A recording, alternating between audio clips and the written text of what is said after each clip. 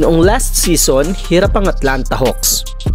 Oo, explosive pa rin ang opensa ni Trae Young, pero malaking problema ang depensa. Lalo na sa paint kung saan kulang sila sa rim protection at sa perimeter kung saan exposed ang kanilang backcourt.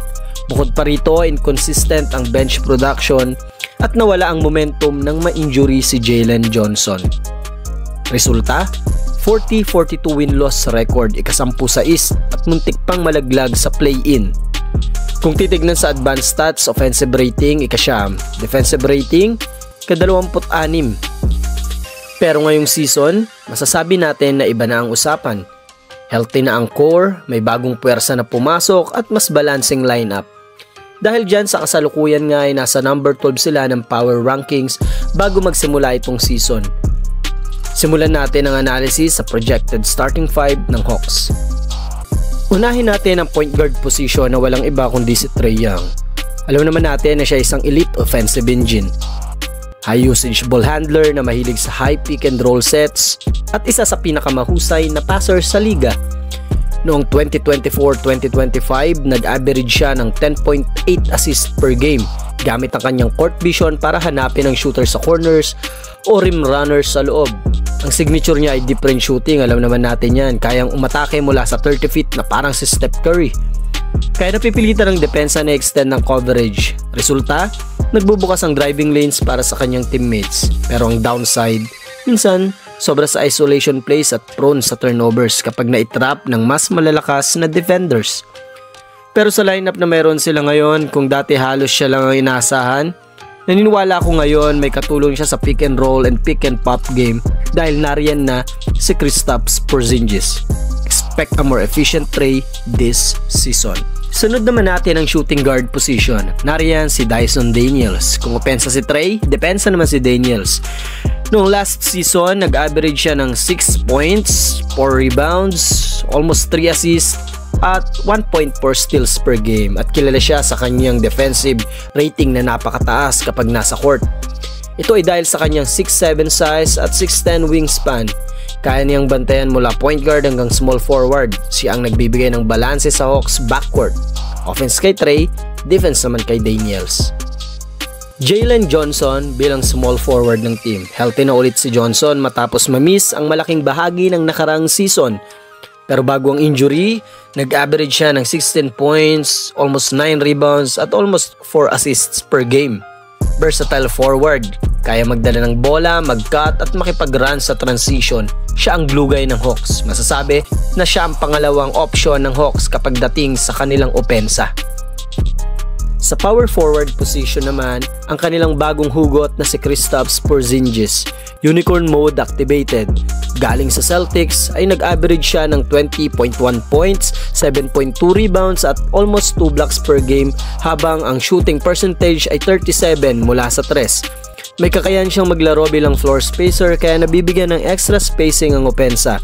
And at the same time, kaya rin niyang maging post-up option kapag mas maliit ang matchup.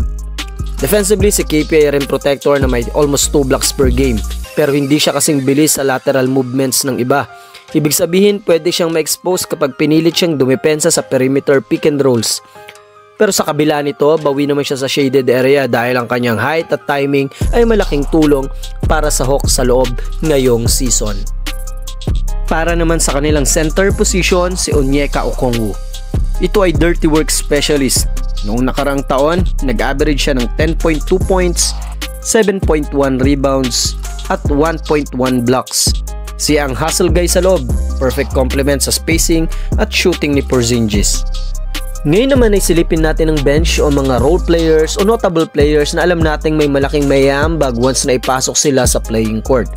Nariyan ang mga key additions na sila Nickel Alexander Walker, isang two-way guard, kayang mupensa at dumepensa na mayroong 8 points, 2.3 assists at 36% sa tres last season sa kanyang pinanggalingang team. Isa pang karagdagan, si Luke Kennard, isang elite shooter. Career, 43% mula sa tres, isang certified floor spacer na malaking-malaki ang maiaambag sa Hawks. At huwag nating kalilimutan si Zaccharie Rizache, ang former number 1 overall pick ng Atlanta Hawks. Siya ay isang 6'9 wing na may shooting at length promising future cornerstone ng Atlanta Hawks. Ngayon ay pag-usapan naman natin ang team offense. Noong nakarang season, Hawks ranked top 10 in offense, pero halos si Trae lang ang focal point. Ngayon mas maraming armas, may shooters kay Kennard at Alexander Walker, may pick and pop big kay Porzingis, slasher playmaker si Johnson, at may rim runner kay Okongwu na alam nating magbe-benefit sa mga lobs ni Trae Young. Ang ibig sabihin nito, hindi na one-dimensional ang Hawks, mas fluid, unpredictable at mas efficient ang opensa nila ngayong taon. Pero naniniwala ako na ang duo ni KP at Trae ang magdadala dito at dapat subaybayan. Kung pagsasamahin, perfect combo ang Trae-KP duo. Unahin natin yung pick and roll, pick and pop duo. Si Trae ang playmaker, KP ang versatile screener. Kung matake si Trae, may lob option kay Okongwu o kick out kay Porzingis. Kung pop si KP, automatic threat mula sa tres. Samantala, sa spacing and shot creation naman, dahil kailangan magbantay ng depensa kay Trae mula malayo, mas maluwag ang tira ni KP. At dahil din naman sa banta ni KP sa labas, mas open ang driving lanes ni Trae. Punta naman tayo sa two-man game identity. Parang light version ng Luka Porzingis noon sa Dallas, pero mas advanced dahil kay Trae bilang mas natural passer at creator siya. Team defense analysis. Depensa ang naging butas ng Hawks noong nakaraang season. Sila nga ay ranked 26, pero ngayong taon masasabi natin na ibang usapan na. Sa perimeter, nariyan pa rin si Dyson Daniels. Napakahusay nito sa depensa noong nakaraang season, pero ngayon alam nating mas nag-improve siya.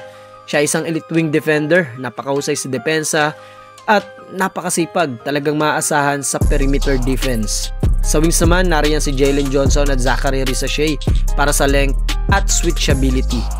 Bagamat hindi ganong kabilis ang dalawang ito, pero tiyak na nakahabol sila sa depensa dahil sa kanilang wingspan. Sa paint naman, nariyan na si Porzingis bilang rim protector na alam nating ito yung naging kahinaan nila last season. At syempre si Okongwu bilang energy at rebound anchor ng kanilang team. Idaragdag pa natin si Alexander Walker sa bench na solid two-way guard at suddenly, hindi na sila free pass sa depensa. Malamang umangat sila mula bottom tier defense papunta sa mid tier. At kung mayayari yan, contender level ang Hawks. Kung papansinin natin ang kanilang offense at defense, bagamat napakaganda, hindi maiwasan na nariyan pa rin yung mga potential problems sa lineup at yan ang pag-usapan naman natin dito. Ito yung ilang challenges. Una, sa defensive mismatches.